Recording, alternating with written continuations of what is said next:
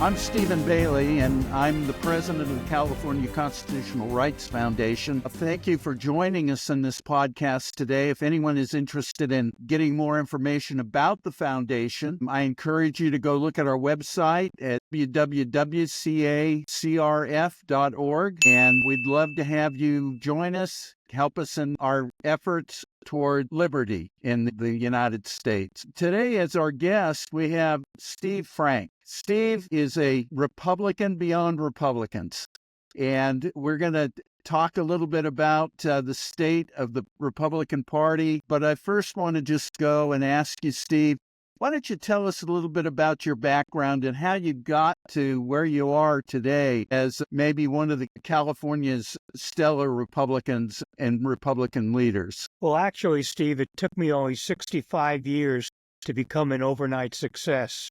I started in 1960 walking precincts for Nixon for president. In 62, I was on the Nixon for governor speakers bureau here in California. 64, I ran a Goldwater headquarters for president in Los Angeles.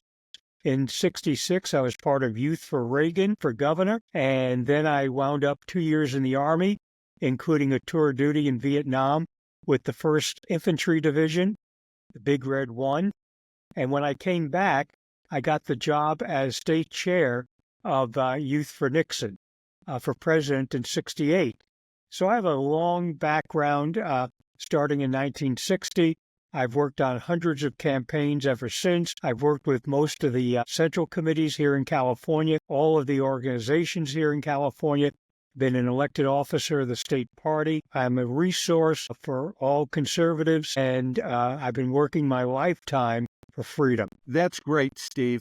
You know, we're about the same age. You've got another decade worth of experience over me. However, you know, back in our time when we were growing up, it seemed like a lot of youth were going towards the Democrats. What led you to become a Republican? Well, in 1958, I was selling newspapers on a corner in Los Angeles, and I remember the November 658 election headline of the LA Herald, the old Herald Examiner, and the headline was, "Democrats Sweep California and Nation." And I started reading newspapers before I sold them, and I realized that there was one party that believed in freedom and the Constitution, and the other that believed in government. And 58 was when I turned, but 60, my father owned a laundry in Beverly Hills, and I'd go in on Saturdays in order to help him. And there was one customer who talked about politics all the time, and little did I know, he was Richard Nixon's campaign manager and consultant since 1946, when he won the congressional race for Nixon out in the Whittier area of Los Angeles. This guy's name was Murray Chotiner, and he was always telling me how he would get involved. I should get involved in politics, and it was at his urging that I worked as a precinct worker for Nixon in 60, and he got me the position as a speaker for the Nixon Speakers Bureau in 62, and he was always a mentor and an advisor to me. Of course, in today's world, Murray, who I love dearly, was truly a great help to me. We would consider him a Mitt Romney a Republican. He was that, but we never talked about ideology. He was always talking about how you elect people to office, how you get bills passed, how you create movements. And it was not an ideological thing with him. And every Saturday, he would give me a lesson on politics. And finally, I got involved thanks to him. Great story. So what part of the political process did you find the most interesting? I always found the idea that one person can make a difference in campaigns, in the legislature, or in moving people. I found the most interesting part was being able to give speeches to all sorts of organizations, partisan and nonpartisan, so that they would be persuaded on an issue or an ideology, and being able to get in front of people and make a persuasive argument for less government, less taxes, more free enterprise. That really moved me the greatest. But to get to that point, I had to be able to show myself within the trenches of the conservative movement and of politics. Well, you've certainly been digging trenches for Republicans for all these years, but you've been one of the leaders and one of the guy who goes over the top of the trench first and charges the other line. And that's something we all admire about you and the things that you've done. Over the years, I've known you as one of the top leaders within the California Republican Party. Do you have any thoughts on where the party is today? You know, Trump wins in November. California goes, it's typical. We pick up a couple seats this time, almost miraculously. And yet, where's the party and where do you think it's going? Well, the Trump victory on November 5th of 24 showed us that one man can make a difference. He ran against the Republican Party. He ran against the media. He ran against academia. He ran with the people. And I started thinking last night about something that was coming over the wires, that Justin Trudeau was going to resign today as president of Canada. And I thought this was because of Donald Trump, not because of U.S. policy. Trump is not the president yet people are moving because of him. And then I started thinking about other stuff. Some of the cities and counties around the country are beginning to say, we will cooperate with ICE because of the illegal aliens. The Democrats are now saying we need to lower the cost of living and the cost of food and stop inflation. They are moving towards us. The most interesting thing is even the most moderate Republicans, as shown on Friday for the vote of Speaker of the House, they were moved to support the Trump candidate for Speaker. And now we find it looks like almost everyone, if not everyone nominated by Trump, is going to be approved by the U.S. Senate. So there is the idea, as I said earlier, that one person can make a difference.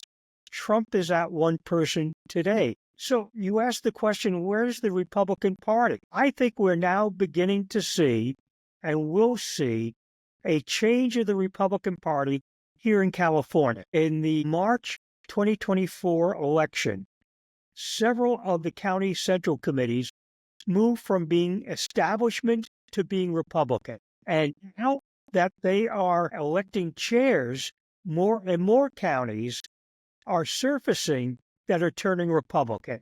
Activist, aggressive, ideological, with principle and values and faith. And we're beginning to see the transformation of the Republican Party in California. Over the next 2 weeks or so, there's going to be several counties that have very important elections. We'll see at the end of that, in the middle of March, the state party will have a choice. Does it want to continue to be a personal agenda establishment organization, or does it want to be a Republican organization? And one of the biggest changes in the Republican Party happened literally in San Diego on March 5th. The establishment had their candidate. The Republicans had their candidate, Carl DeMaio. Carl DeMaio won with about 60% of the vote.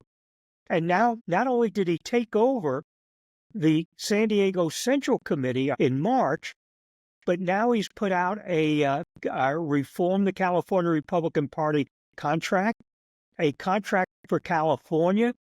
He is taking leadership where there has been none in California in decades. And so we're seeing the transformation of California into a true Republican Party. In 2026, we're going to see the results of that by winning several new seats in the Assembly and State Senate.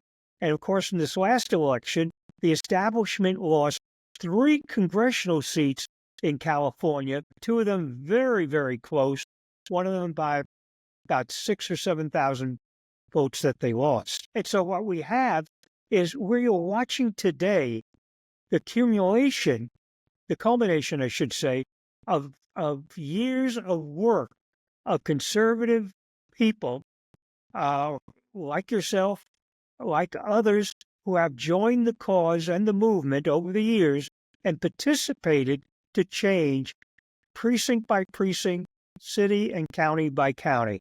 We are changing California today, and we're in 2025 is the year of transformation. Sounds good. What do you think of the type of leadership that we've had in the party over the last, say, 10 years? We've had none. We've had people with personal agendas leading the party, people who do not think strategically, though they claim to, that have said a lot of nice things, but they haven't done the work in the trenches. By that I mean, for the last more than 10 years, we haven't done voter registration in California, except as a hit and miss by local people. The state party, the county parties, except for a couple, have not done voter registration. Get out the vote. The state party sends out an email to everybody on the list. Please help get out the vote. That's not how it's done. They aren't working in the trenches. They haven't met the needs of the population, whether they're Republican or NDP, or even Democrats, that would vote for our candidates if we gave them the message that we stand with them. That's what Trump did on a national level. He convinced people, regardless of being registered Republicans, Democrats, NPPs, third parties, people of all genders, nationalities, they came aboard, young and old, male and female, came aboard not because of the Republican Party, but because of the message. Here in California, we've not had a message. So, Steve, you do a lot more than just act as a leader within the Republican Party. Why don't you talk to us about, some of the things that you do? You put out a blog every single day. I guess it must take hours of your time, but tell me about that. Well, back in 1996, I came up with the idea of having a newsletter. I'll use that word newsletter in 96, because after I typed it out, I would print it out and fax it to 200 people. And that list got fairly long, and faxing took a lot of time. Yeah. One, I met with a gentleman by the name of Phil Sheldon, whose father was the Reverend Lou Sheldon, and Phil told me, you should put this on the internet. And I said, what's that and why? And he explained it, and he arranged for a website. And so I started in 2001 on the internet, a lot easier than faxing, a whole lot easier. And so then a few years ago, he moved to, of all places, Peking, China. Okay. And I had to find another webmaster and server, and did that every day. 10 stories, comes out at approximately 3 a.m. in the morning, 6 days a week. Stories of where the media has misled you, misrepresented the facts, or just missed the story completely. So I give what I call a prologue to that, and I started sending those, among other people, besides activists, to radio talk shows, and some of those hosts picked up on it. Lots of them use my material, and some of them have me on a regular basis to explain my stories or stories in the news of the day. And so that has become a very important document for conservative activists to know where and what is going on. Then a few years ago, I came up with the concept of a Heard on the Tom-Toms column. Heard on the Tom-Toms comes from a lady by the name of Lorelei Kinder, who had been the executive director of the state party twice, ran the 13 Western states for Reagan in 1980. She was a mentor of mine, and she would never pass gossip or rumors, never. But she would call you, Steve, I've heard on the Tom-Toms such and such, and that was her way. And so when I came up with the idea of the column, and that column talks about the corruption, the misrepresentation, the incompetence, the mismanagement, of the establishment running the party in California. And people are shocked when I give them the numbers, when I give them the facts. I don't know whether you're aware of this, Steve, but there are several county committees that operate in the dark, totally in the dark. Don't allow registered Republicans to attend their meetings. And in most cases, even the delegates aren't even allowed to see the treasurer's report. That is how bad the establishment is. And so I quote all that because I have great sources. I find some of that stuff that you have on the TomTom the most interesting part of the blog that comes out, the newsletter that comes out. It's the inside information that all of us want. Yeah, and sadly, people from Northern California have no idea what's going on in San Diego or Los Angeles. People in San Bernardino have no idea what's happening in Placer County or Sacramento County. And by putting out that column, it gives everybody an understanding, hey, we're not the only ones that are being harmed by the establishment. Oh, look what they did there in L.A. They do it here in Kern County. They do it in other counties. So, I get your blog every day. I call it a blog, but how does somebody who doesn't currently get it, number one, what's it called? And number two, how do we get it?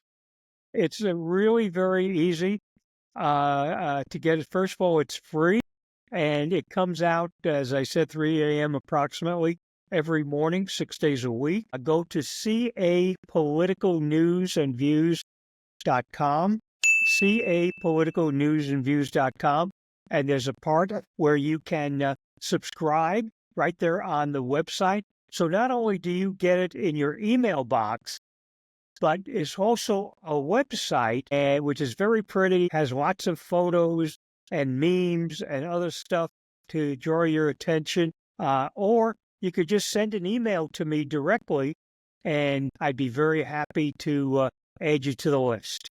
And it's free. Great. So let's go back and talk briefly about how you see things coming up, both in California, but nationally over the next year or so, coming up on the 26 elections. What kind of predictions do you have for where California and our party's going to go in the next 2 years? On a national basis, by the time we hit Memorial Day of 2025, the first 100 days of Trump will be over. There'll be massive numbers of executive orders. There'll be bills passed by by Congress and the Senate, and we're going to have a massive transformation on a federal level. But that transformation is going to hit California dramatically. For instance, state of California, thanks to your governor, Gavin Newsom, mine, has declared that he is Trump-proofing California. And one of the things he's done is he's added regulations that if you're a cop and you turn in an illegal alien to ICE, you're going to lose your job. And so the federal government isn't going to care, and that cop is going to be able to sue under the Federal Civil Rights Act, and the state of California will have to pay.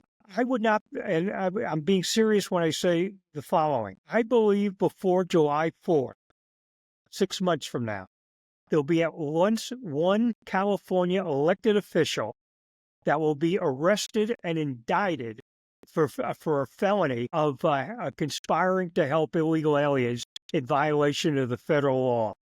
I hope it's the governor, because he is the one that is chiefly responsible for violating the law.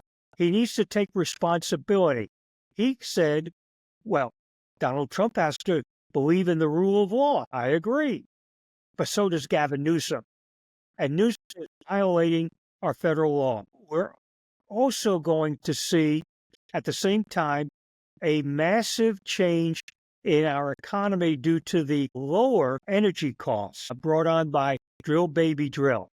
And we're going to see a lot more oil in this country, but more importantly, we're going to be able to export oil to other countries, and also natural gas. We'll be able to, natural liquefied gas will also be sold. In the last few days, the Russians have cut off parts of Europe from gaining oil from them. That's no big deal. Starting January 20th, the United States will be able to provide that. We'll get the revenues. Russia won't get the revenues. We'll be able to provide security for Eastern Europe, or all of Europe, for energy supplies. And it's going to change the economy, not only the United States, more jobs, better paying jobs, more tax revenues without having to raise taxes. But the Europeans will come to realize they need us, and they need to start playing ball with us rather than trying to manipulate us versus the Russians or the Chinese. You know, that's interesting. And frankly, Steve, I agree with you. I think energy is going to be the driver on the economy nationally. But, you know, our governor, unfortunately, it's our governor, you know, has really taken a position to make sure that California does not benefit from the reduced cost of energy. How do you think that's going to play with the California electorate when they realize that they're paying $5 a gallon and the state of Nevada and going east are paying $2.50 a gallon? As of today, people in California are paying almost twice as much as the national average for electricity. Sometime this month, the cost of gasoline is going to go up, which means, and diesel, which means that the cost of transporting goods around the state are going to go up, causing more inflation, higher rates. We already pay the highest gas rates in California, in the nation, except for Hawaii, but they don't have any oil in Hawaii. They have to import all of it.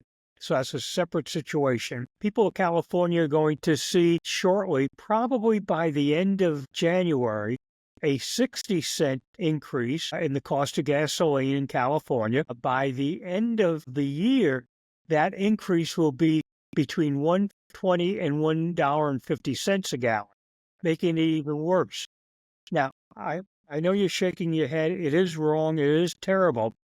But what I think is going to happen between this, the illegal aliens, and other the crime problems of California, we are going to see in 2026, we are going to begin seeing Republicans winning statewide office. I believe that if someone runs not as a establishment Republican, but as a valued-based Republican, they will win the governorship of California. I think it is very possible that Newsom has set it up for the Democrats to lose state offices in 2026 and several legislative offices in 2026. May still have a supermajority in the Assembly and Senate, but will be much closer, if not gone, by the end of 2026.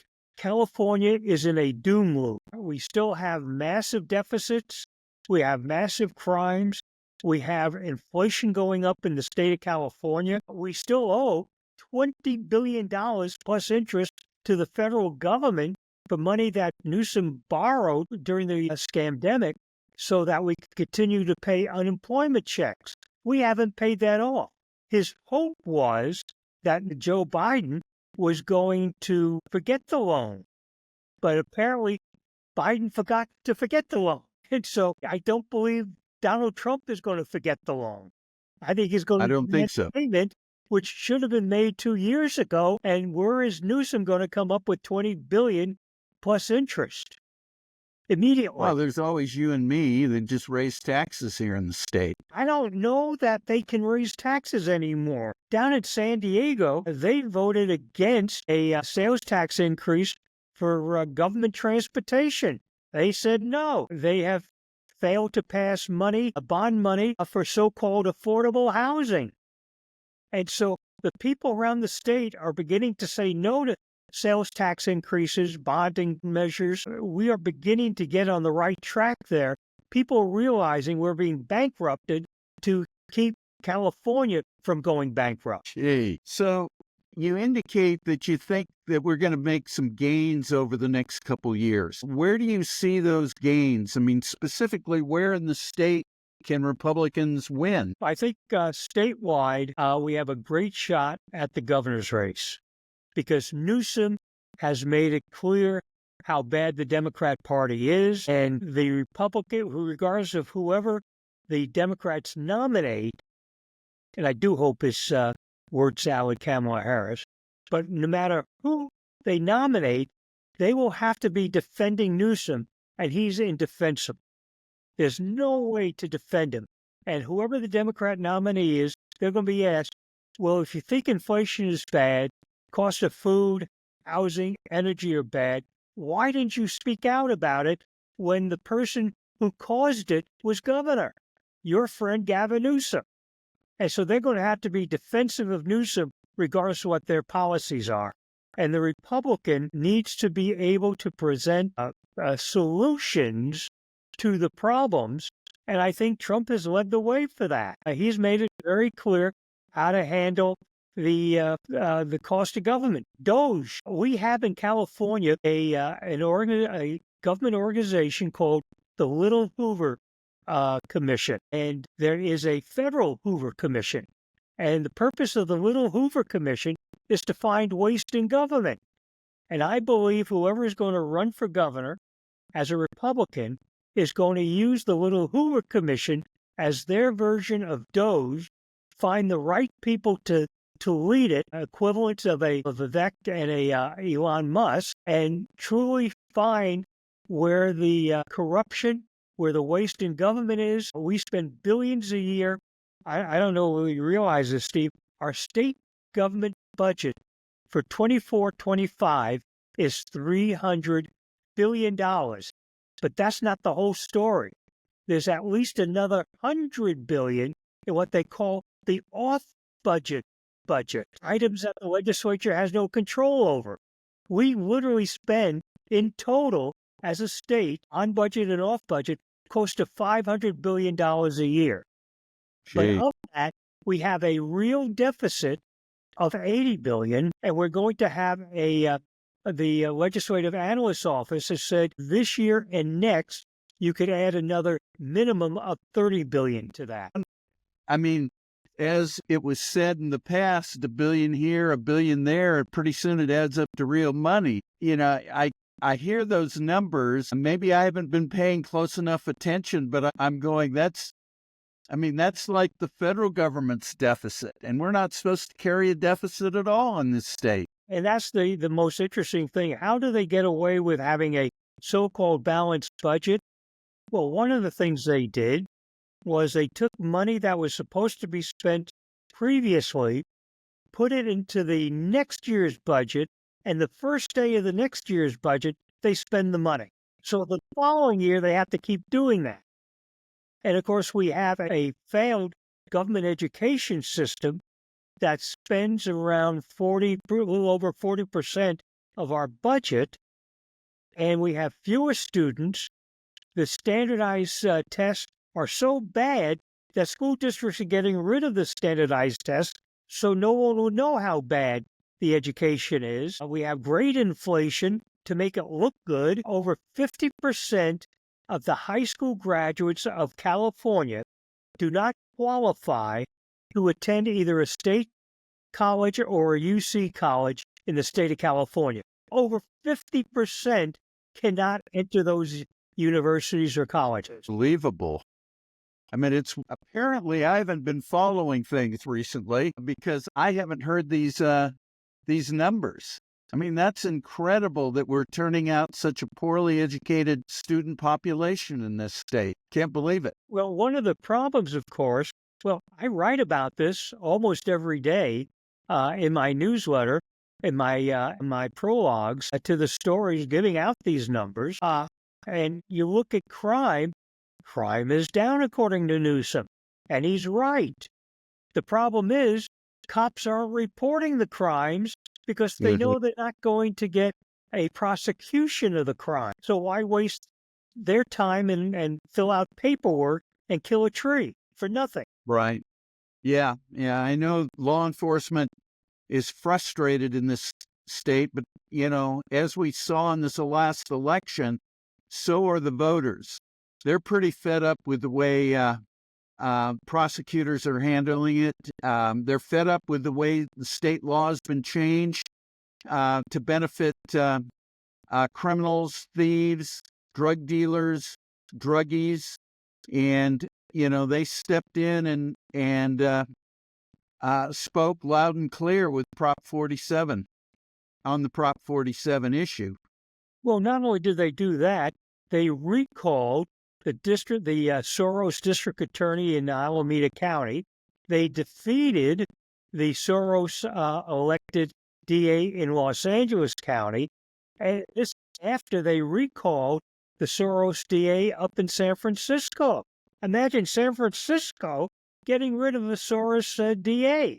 That's how bad it was. Well, they got rid of their incompetent mayor and elected a tech guy as their new mayor. That's going to be fascinating to watch. Well, I also think the election for mayor of Los Angeles is going to be interesting to watch. Mayor, I call her the Marxist mayor of Los Angeles. Years ago, before she was in the state assembly, I debated Karen Bass at a group in Watts, South Central Los Angeles. And it was about capitalism versus socialism. And she made it clear in that debate she was a follower of the economics of Fidel Castro. And this was before she was in the state assembly, before she was mayor, of course, before she was a Congress member. I mean, nobody knew. I didn't know who she was.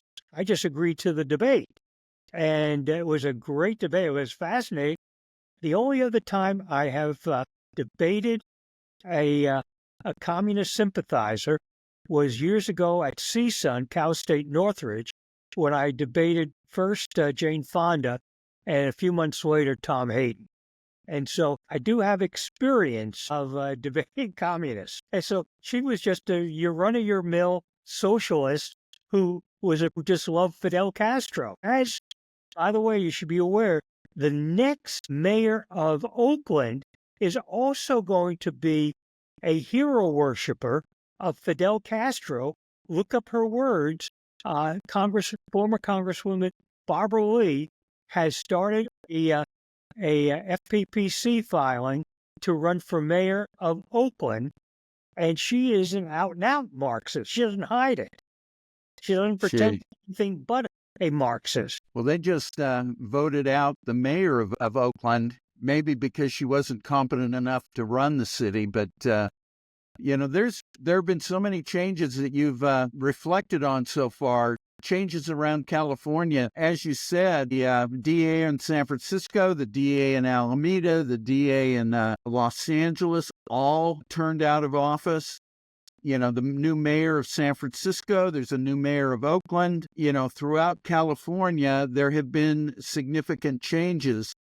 Now, you mentioned that you thought Republicans could win statewide. In the past, it's been pretty apparent that the donors aren't convinced that we can win statewide. Who do you think, has the possibility that's up and coming that could run statewide and be a credible candidate against the Democrats? Well, full disclosure, I'm supporting Steve Hilton for governor. He has great connections to Silicon Valley. His wife is a top executive in one of the Silicon Valley major firms. And, he has been working the donor base for a long time in preparation for his announcement sometime this year that he's running for governor. And I think that Hilton has the ability. One of the great things that I found, I sat down with him for about an hour and a half back in April, just the two of us, and I went through the issues with him. And he did not do what other candidates do to me. They give me the headlines. They say a few words thinking, well, this must be where Steve's at, so I'll be there too. So they give me a few words. Steve Hilton was able to give me a blow-by-blow account of the issue, the history of the issue here in California, and some solutions to the problems of that issue. He went through the full scope of what a candidate should be able to do. Normally, I take candidates and train them to be able to do that. And I'm just sitting there in this restaurant, just listening to him answer my questions without any hesitation, no notes in front of him, not looking at his cell phone to Google an answer. He knew it. And most importantly, to me at least, he knew the history of the issue. So when we talked about water in California, he could go back to the 1982 peripheral canal debate and vote and explain both sides of it and why it was we still need water, but that wasn't the answer. And so he understands it as if he'd lived here his whole life. And that's important. We need a governor that understands the history of the problems so that we don't make the mistakes again. Okay. Do you see anyone else on the horizon that would challenge him? Well, right now there are two other people willing to challenge him. Caitlyn Jenner, who has run for governor before, and the sheriff of Riverside County, DeBianco. He's considering running, but he's not well known statewide, and Caitlyn Jenner is Caitlyn Jenner. They say, well, Arnold Schwarzenegger was a celebrity. Yeah, he was a movie star. He had been involved in a lot of politics before. Caitlyn Jenner is known for being a Jenner in his personal life. And so, yeah, he does have views, but I don't think there's any following. Just as Steve Harvey found out, playing first base for the Dodgers doesn't make you a U.S. Senator. That's certainly true. Well, that's very interesting. I have heard that Steve wanted to run. I also heard that Bianco wanted to run. I hadn't heard about Jenner, but with Hilton's ability to deal with the press, to deal with television, he'd be a great candidate running. Well, one of the things he's been doing over the last year, he's been doing a lot of public speaking. He has been doing a lot of radio talk shows everywhere in the state. He's done TV conference shows that are policy-oriented. He has met with community as well as donor leaders throughout the state. He's been working it, and I think he is probably the best opportunity we have to win the governorship because he isn't looked at as a partisan Republican, though he is. He is a solid conservative, which I'm looking for, but the most important thing, he's willing to work. I've seen too many candidates announce, go to San Diego, Orange County, Los Angeles, Kern, Fresno, San Francisco, Sacramento, and say, I've now campaigned for office. And one trip to those communities or those counties doesn't make a campaign. Exactly. Yeah, I mean, we know that this is a much larger and more diverse state than just a few stops in those counties. It'll be interesting to see whether he can, I suspect he can gel with the Republicans. I just wonder how he will be able to do with the Democrats. I think that Newsom is giving him the ammunition that is needed to win the election. All Hilton has to do is show the failures of the Newsom administration and say, here are some solutions. Together we can do it. We're not Republicans. We're not Democrats. We're Californians. We've all been hurt and harmed. And I think that message will resonate. And the best asset the Republican Party has in 2026 is Gavin Newsom. Yeah, I think that's probably true. Mr. Hair Gel and all that he stands for, the French Laundry, and just remember back to the things he did during the pandemic. He's set the table for us if we have a candidate that can grab it and raise the type of money and get the message out. Well, he is a great supporter of government education. He is such a great supporter of government education, he sends his children to private schools. That's certainly true. Now he can do it in secret over in Marin. Yeah, in his $9.6 million mansion that he just bought. That's it. Really a man of the people. Yep. Yeah. It'll be a free-for-all on the Democrat side, I think.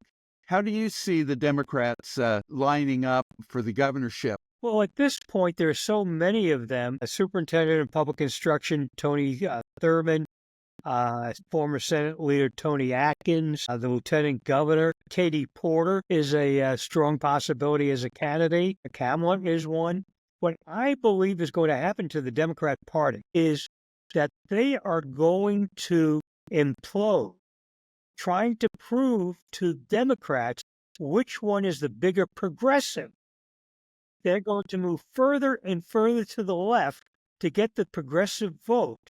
And whomever becomes the Democrat nominee, they will have to defend being to the left of the people of California, allowing Steve Hilton to be the moderate candidate who represents everybody. I think the Democrat Party, and while I talk about imploding in the state, I also believe the National Democrat Party is in the middle of the implosion. And when you see people having a food fight like they're having nationally, you just stay on the sidelines and watch. Okay. So you think then that the Democrats are going to continue to move to the left despite the electorate in this last general election moving pretty much to the center and rejecting progressive policies? Absolutely. There will be some Democrats that wish to be moderates, and some will actually change parties because their party is going to move so far left. At the same time, you're going to see the progressives saying the reason we lost in 2024 was because we didn't pronounce our message in a way that people understood that we were with them. And so they're going to continue to support illegal aliens, support no bail, support no energy, all in the name of progressive Democrats, and the job holders are going to worry, what happened? Now, one of the more interesting things that are going on right now as we speak, U.S. Steel wanted to be sold to Nippon Steel, and Joe Biden said no. And to do that, he had to violate several procedures to get to no. And now the unions that somewhat supported Biden are angry because they understand that Trump, who also is opposed to the Nippon U.S. Steel merger, would find a way to keep U.S. Steel separate and viable as a corporation, whereas Joe Biden can't. So they're going to blame the Democrat Party. And we're seeing unions, one by one, moving more moderate and moving toward Trump. I didn't say Republican. I said toward Trump. Trump will have to move them toward the Republican Party in 2026. And that's what the first 100 days of the Trump administration will be about, moving people to the Republican Party. So looking out a number of years through your magnifying glass, how do you see things shaking out for both Republicans and Democrats in 28? Well, the Republican nominee will be Vice President Vance. No idea who the Democrats will have. That's going to be a big food fight. And a lot of the donors are going to be sitting on the side in that food fight. Interestingly enough, as you could imagine, I get a lot of emails every day. And every single day since November 6th, one day after the election, I have received a message from the governor of Maryland, Wes Moore, telling me how great he is, donate to his re-election to help the cause in Maryland every day. It doesn't matter whether it was Christmas Day, New Year's Day, Sunday. I get one message a day, sometimes more, from the governor of Maryland. He's going to be running.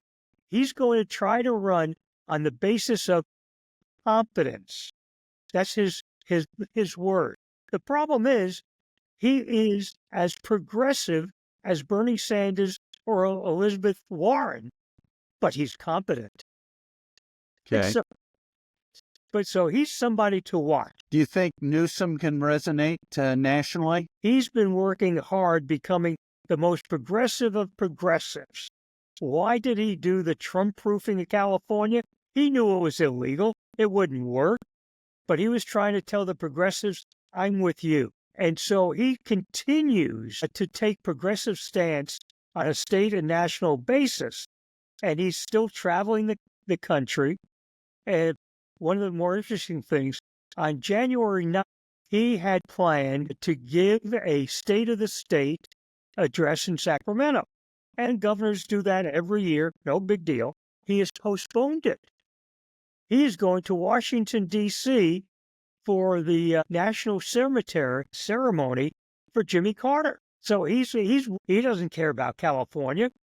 He's looking nationally. Okay. So you expect that he would be a contender against Wes Moore in 28? Well, he already has, as best I could tell, between $50 and $70 million to begin with. So about Newsom. Moore, a couple million. That's why Moore has to start on November 6th to start raising money. And of course, right.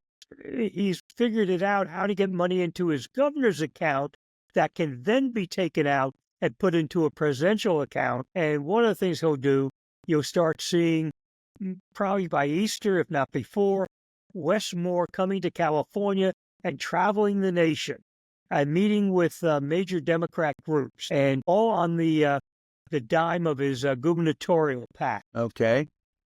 So let's pop back and talk about the California Party a little bit. We have leadership elections coming up. I know you ran for chair the last time around on a platform of getting the grassroots involved and had significant support from the rank and file statewide. How do you see things shaking out on the statewide election? By the way, are you going to run again? No, I'm not running again. State Senator retired Mike Morrell is running. I have given him my full support. He's running against Corinne Rankin. And you may ask, well, who's Corinne Rankin? So recently, the state party in August took a vote as to support or opposition to Proposition 2, which was the $20 billion, including interest, school bond. How did Corinne Rankin vote?